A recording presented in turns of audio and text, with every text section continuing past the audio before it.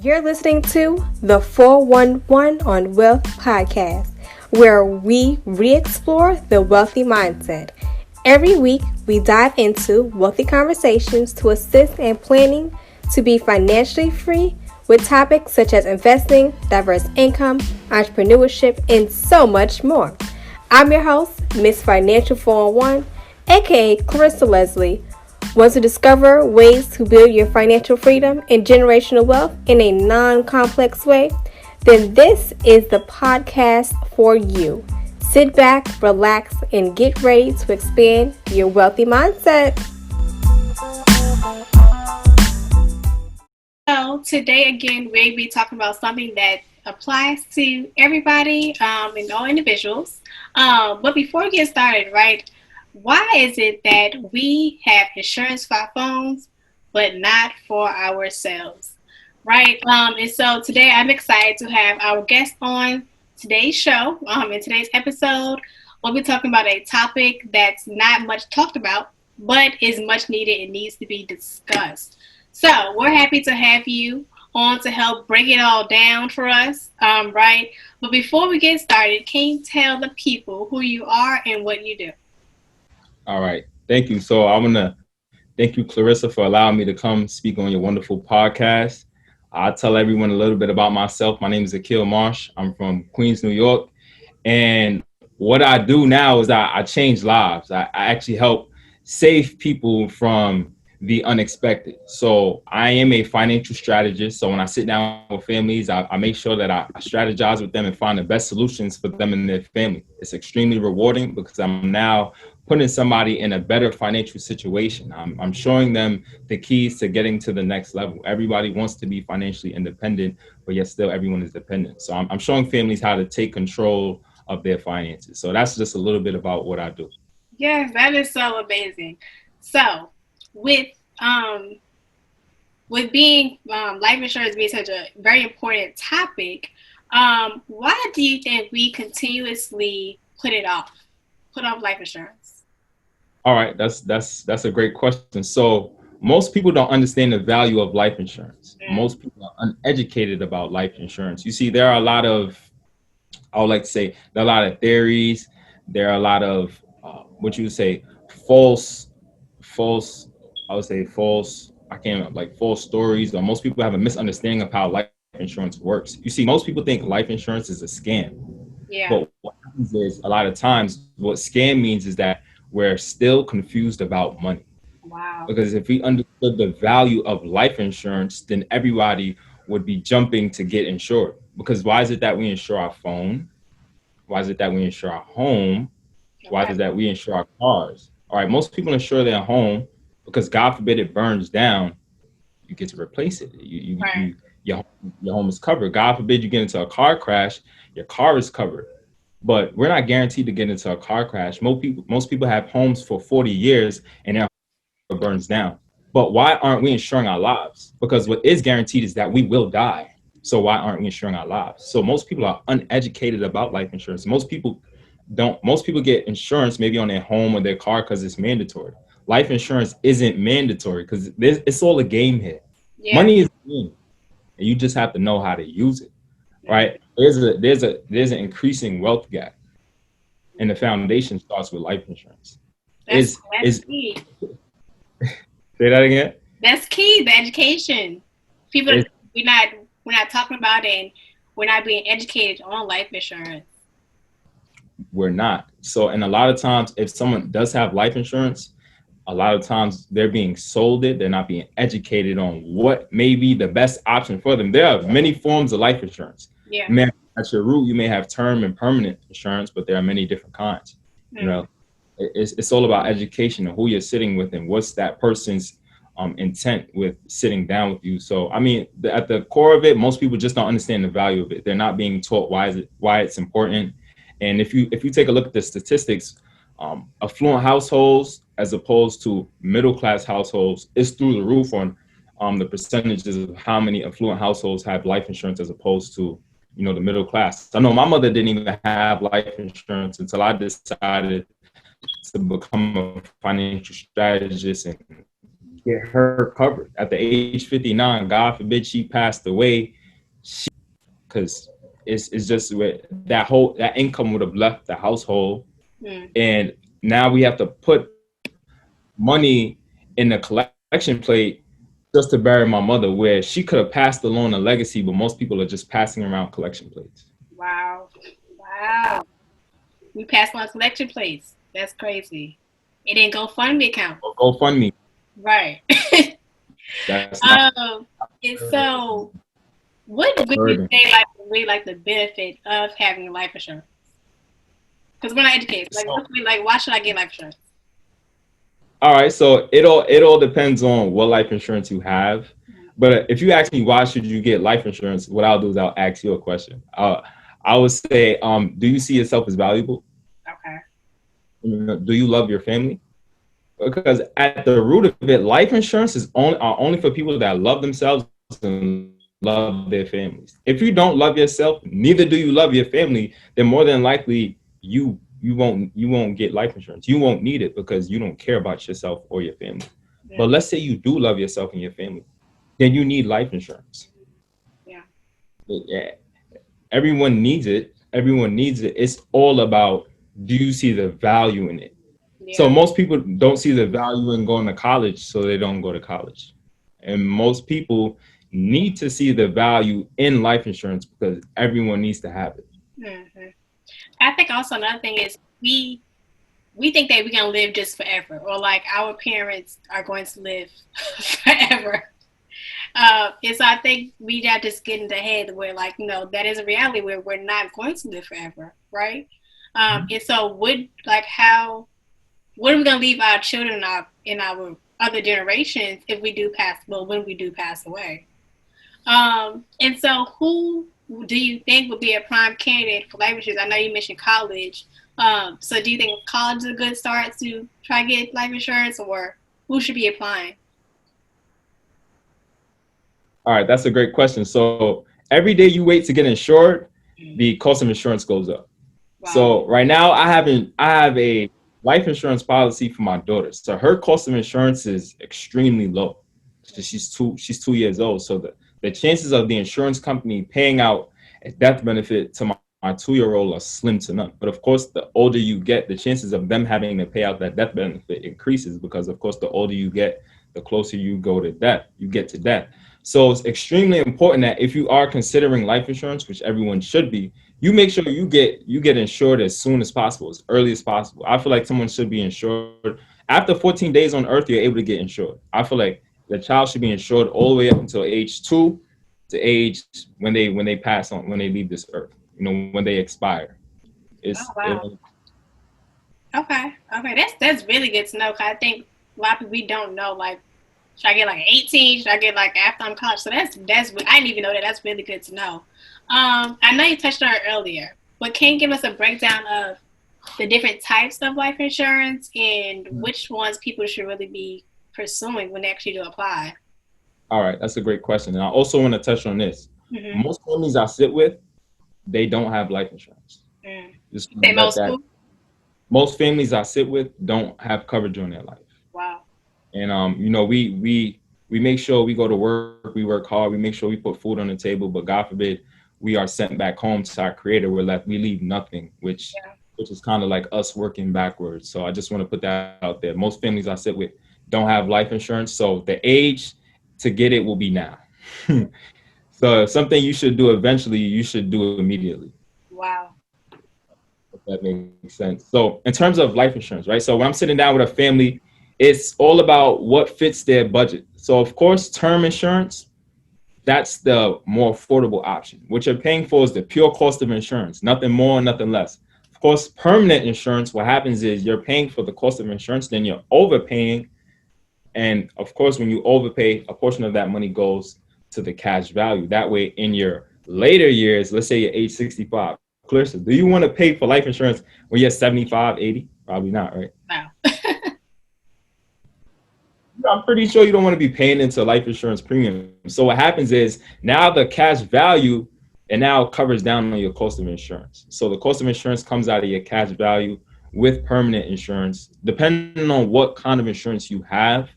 and then that's typically how it works for term and permanent. So term is affordable, permanent is affordable, but of course, if you want to maximize on the cash value, that's why it's there. So all right, so you have term. So with term, you have just pure death insurance, and then you have term with living benefits.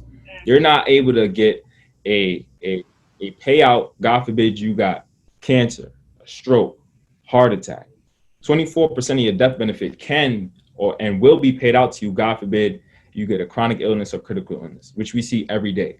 Right. It's not a matter of if you'll get sick. It's just a matter of when and will you be properly protected. Yeah. A gentleman in my firm, his brother got coronavirus, had a term with living benefits, and now they were able to pay his family out, all right, 24% of that death benefit, which is about $75,000. So that's the term. And then, of course, that term of living benefits is also convertible. And then when we think about whole life, or permanent insurance, you have whole life insurance, you have index universal life insurance, variable life insurance, universal life insurance, guaranteed universal. So there's a ton of life insurance. It's all about being exposed to how much different forms of life insurances are out there. And then what I sit with a family is all about what makes the most sense for them. If they can't really save much, I make sure that, hey, let's get you maybe if their net worth is 500,000, let's at least get you covered for 500,000. Yeah. And then we'll move forward with everything else when you can save more. So I make sure I strategize with the family because their needs come before anything. That's really good. That is really. I think that's what a lot of people need is to have someone actually sit down with them and break it all down, but help them else with their budget, not just trying to let's make you get your life insurance, let's get you life insurance, but help them seriously let it fit into their budget, right? But what I hear a lot of times is that people, they have life insurance with their jobs, right? Mm-hmm. So when someone comes up to you and say, I got life insurance in my job, I'm good, what would be your rebuttal to that? Well, that's funny because most people do say that. They say, well, I'm good. I'm insured through my job. And I just let them know, hey, so think about this. So I knew a lady, she was insured through her job as well. So she basically contracted cancer. And what happened was she lived in the city of Buffalo. She was a bus driver there and she had cancer and she no longer was able to go to work. So what happened is they fired her. So most people don't notice when you get fired from your job, that life insurance policy doesn't stay with you. It's done for. So what happens is this lady actually died and left behind 4 kids and left $0 because that job that was insuring her life didn't care about her enough to continue to keep the life insurance policy in place on her life when she contracted cancer, when she developed cancer. So yes, the job may insure you, but who has your best interest, the job or you? Right. Because if your net worth is 500,000 and you're only covered for $50,000, you're still leaving behind a liability. A lot of times it's just digging. You just have to get past the surface, which is you got to ask people questions. You got to make them think, Clarissa, because they don't understand. Like I have to basically open their eyes for them. Mm-hmm. Most people say, all right, I'm insured through the job, 75,000. How much is your home? Because I know you do have a home, right? Congratulations. Right. Oh, my home is I'm still trying to pay it off. I have about $300,000 left. All right. So God forbid you pass away. Are you leaving behind a mortgage or are you leaving behind a home? They're going to be leaving behind a mortgage because if you only have 75,000, that's still left with $225,000 that needs to be accounted for. And then of course, the jobs it's easier to get life insurance through the job because it's group life insurance. But at the end of the day, the job won't insure you the way you can insure you. Absolutely. And then the job is not always going to be there for you. Like you mentioned, it's not. So you have to be there for yourself. Yep. And God forbid you leave. I left corrections when I was a correction officer. I don't have coverage through that job anymore. Because just imagine somebody who's working for I just had a lady that's on my team. She was working with this for teachers. She was working as a teacher for about 6 years. They fired her. Hmm. I believe she's 52. Just imagine if she was just relying on coverage from that job. Now they fired her. She's 52. Now she has to go out there and find life insurance. It'll be extremely expensive. Yeah. Yeah. So what So would so you just mentioned expensive. What would you say to the people that swear that life insurance is so expensive? Because it's really not. But what would you like? What would you say to people that really think it's extremely expensive? well, here's the thing. It's not expensive. Of course, you just have to inquire. Most people, we I live in New York City, right? Yeah. I'm from Queens. I'm living in Brooklyn right now at the moment, and no matter what, I live in the city. So, how much? I ask them, how much are you paying for car insurance? Mm. You're paying probably about $200 a month. That's on the low end in New York. Let's say $200 a month. You're paying $200 a month, and then every year that's about $2,400. You're paying in the car insurance. And now I'm showing you. Just say it's a term option. Yeah. The gentleman is 27 years old. You can now put $25 into this term insurance for the next 30 years, and you'll have about $600,000 in coverage. Wow. Is that expensive? No, Mhm. it's That's not really good expensive going at out. all. That's But going out most sweet. people, they just believe hearsay. Right. Mm-hmm. If you think about it. That's going out to eat. That's it's so much. We just spend $25 unknowingly. Mm-hmm. Yeah. Yeah. Yeah. All right, yeah. So, and even if an individual is paying $200 for their car insurance, it's like, all right. So, understand you may not want to pay that much for life insurance, but God forbid you pass away. What does your family get? You rather them get a car, or would you rather them get a tax free check of $700,000? Right. Right. And I think this is a time where there's no more excuses. Like, there's no time to just make these excuses of why you should not be in life insurance at all. Exactly. So can you speak to or can you say scenarios where so there's two. One where you know somebody that had life insurance and then a scenario where someone did not have life insurance. But where you kind of witnessed where life insurance definitely helped them out.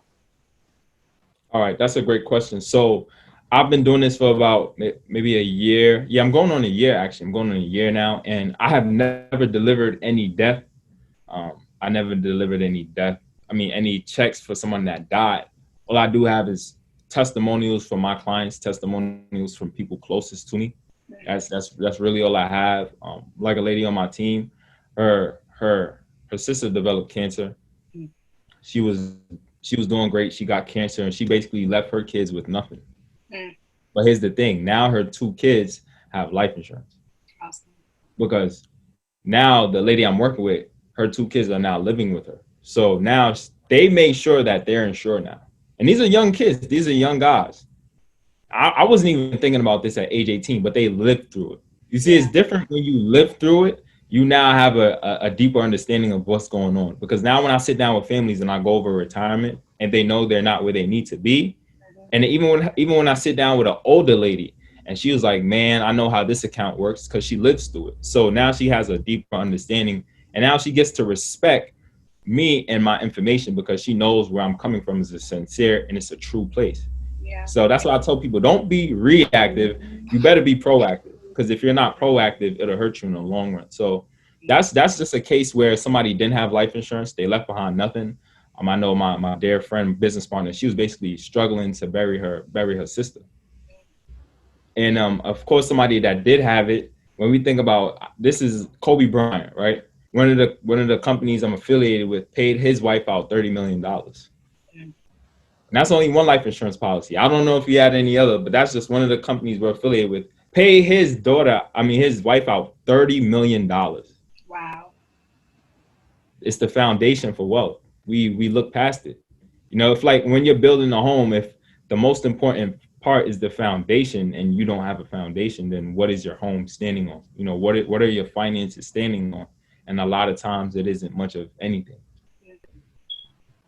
So, So life you have insurance. so much gems, so much knowledge to give to the people that I believe. So can you tell us tell everybody a little bit about your company and why are you a great resource for not only life insurance but for financial education? All right. So the company that I'm in partnership with, they give me the ability to go out there and help families. I'm an independent contractor. All they do is they just provide me with the business model, the business platform, and they pay me. So I'm an independent contractor, contracted and affiliated with over 100 A-rated companies. So at the end of the day, I utilize that to find the best solutions for my clients. And I can help a family in 15 different ways. It's not even just life insurance. Because what if someone has life insurance? They're properly protected, meaning their debt is accounted for, their income, their mortgage, their expenses. They have life insurance to cover everything. God forbid they would pass away. I still need to be able to provide them with some form of value. So we do legacy planning that encompasses trust and wills, which are super important. When we look at Prince, Prince died, and his wealth and his legacy is still tied up in probate.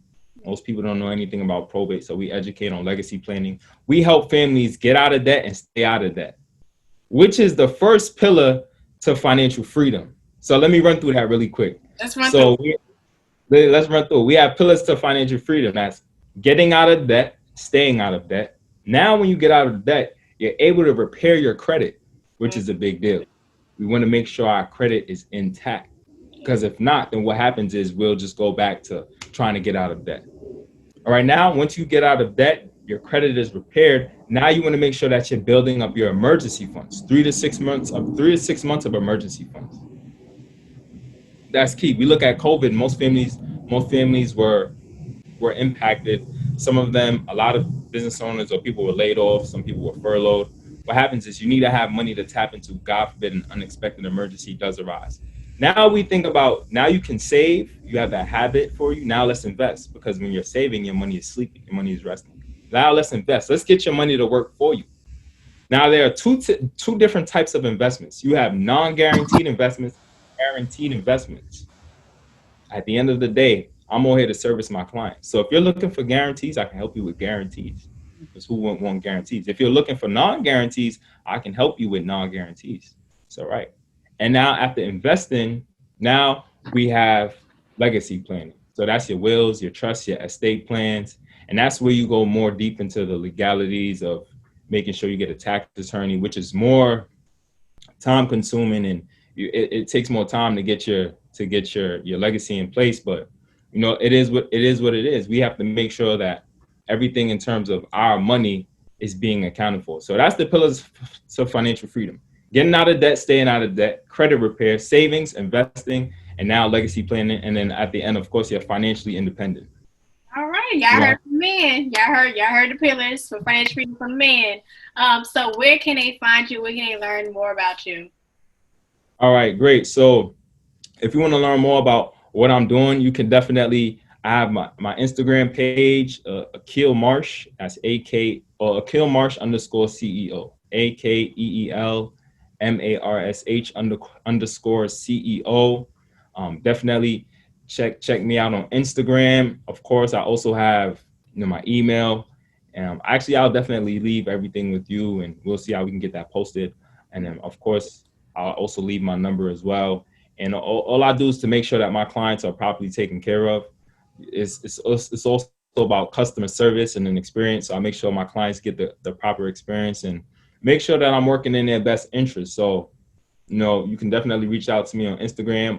My number is, if anyone is interested, is 347-869-8990. That's 347-869-8990. I would love to sit with anyone, 100% complimentary. Because here at our firm, we don't charge the client, because if you charge the client, what happens is people will run away. They'll run away from the financial education. So we don't charge the clients. What we do is we charge those companies for our time and effort. So I can sit down with a family, if they make 50 million, or even if they make about 50 to 20,000, 100% complimentary, nothing out of that client's pocket, no out of pocket expenses. And now when we take care of them, I now feel like I did my due diligence. I now feel like I'm servicing the people that need me, and I'm being a servant to my community. So definitely. Yeah, that's so amazing. So thank you so much for tuning in and joining us for the 411 on Wealth podcast. All of the links will be in the description and the show notes below. Thank you, Akeel, for sharing insight on a subject that a lot of people don't know enough about. To our listeners, thank you for joining us this week on the 411 on Wealth podcast. I want to know what your key takeaways are. So go ahead, take a screenshot and upload it to your IG story. But don't forget to tag us. Check us out on Instagram at the 411 on Wealth podcast and at www.financial411academy for more information. As always, go ahead and subscribe to the show to catch every new episode, and make sure you leave us a 5-star review so we can continue to bring you fresh content. See you next week.